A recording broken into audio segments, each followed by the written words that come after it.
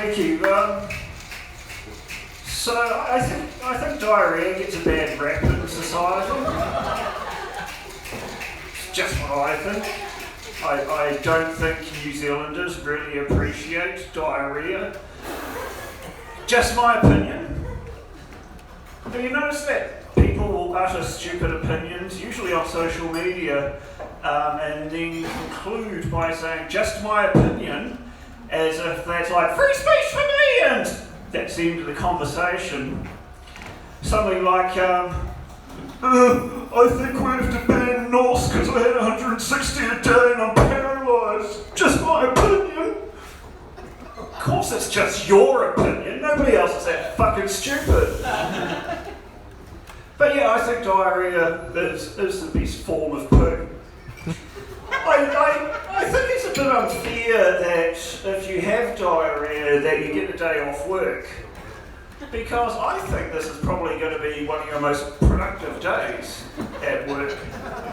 I know you'll have to swap the 1 bathroom break for the 6 bathroom breaks, but instead of having one very long bathroom break, you're going to have multiple ones where you go,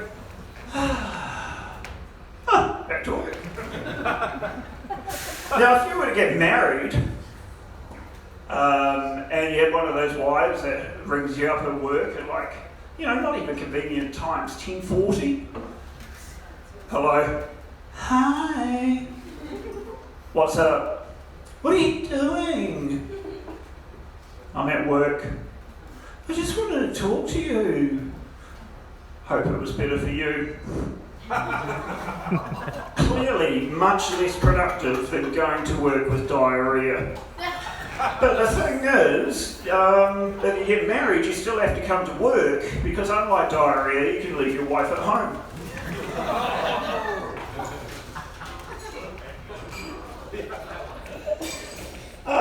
Now, I'm cheap, lazy, attention, hyperactivity, ADHD. Multitasking's out, it really is. But at work, there's a certain demographic of female co-worker there who's been trotting out the same anti-male lines for 30 years, and because people are polite, they think it works. Men can't multitask. Do you know what a threesome is, Sharon?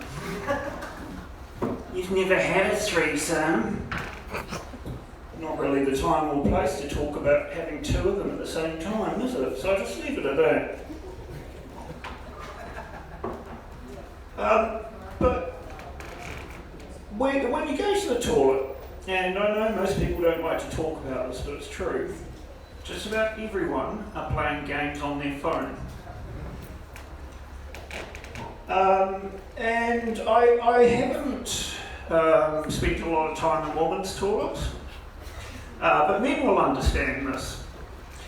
If people aren't all playing games on their phone, where has all the graffiti gone? And if you're not playing games on your phone, what else are you actually doing in there? Making toys out of the toilet paper? Jacking off and trying shit and cum at the same time? Need a phone for that in my experience. So clearly everybody's on their phones. And, if you look at the graffiti, say, 15 years ago compared to now, you'd see things, in the toilets I went to anyway.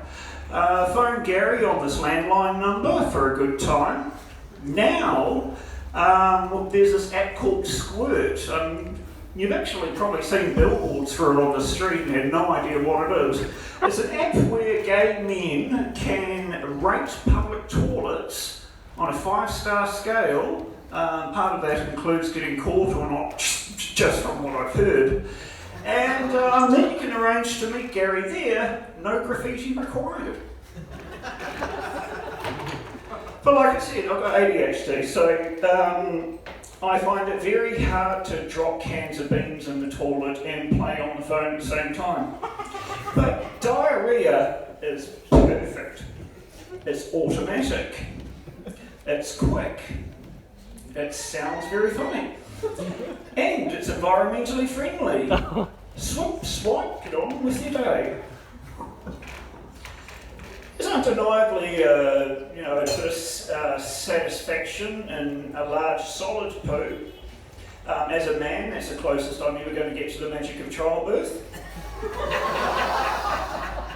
Fortunately, instead of the 2 decades following of misery as this ungrateful little shit sucks you financially dry and complains about you ruining their life even though you're trying to stop them from ruining their life because they don't know how to live life yet, you just drown it and get on. It's a sense of achievement followed by a swipe, a spray, and walk away.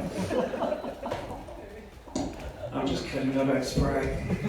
Of course, the issue with a hard, solid poo is also one of the issues with childbirth, and it makes you quite susceptible to hemorrhoids. I'm not talking about your children, by the way, I'm talking about actual hemorrhoids. Very sensitive subject. Not one of the sort of things people sit on the fence over. Really got to rattle your dags when you've got hemorrhoids. Have you seen The Biggest Loser? That'll have really obese people, and the winner is the one that now has to pack all their empty body fat into their pants. If you don't sort out hemorrhoids quickly, you're going to be sticking your ass back up into your arsehole every day as a result. Yeah, apparently 75% of people will suffer from hemorrhoids at some time in their life. Yeah. I want to speak to the 25% that enjoy them. What are you doing differently? So, in theory, the medium soft poo is what we're all meant to be going for. In practice, in the short term, that is the worst possible option. Because when you get the soft medium poo, it just kind of sticks. And whether you're in the shopping mall toilet with the industrial strength baking toilet paper, or at home with your luxurious Kleenex Cottonmouth 3-ply, it doesn't matter, because for the next 10 minutes you're going to be balancing your phone on your knee, trying to crush candy, and wipe and wipe and wipe, and the shit's gone, but you still got to go. You've wiped all the shit, now you're wiping your ass off your ass, and you're still not finished. I knew I would get to this stage. My notes are smaller now because I used an A5 piece of paper written the other way. So I actually came up with what I thought was a life hack for dealing with the soft, medium poo. Spread your cheeks before you sit on the seat.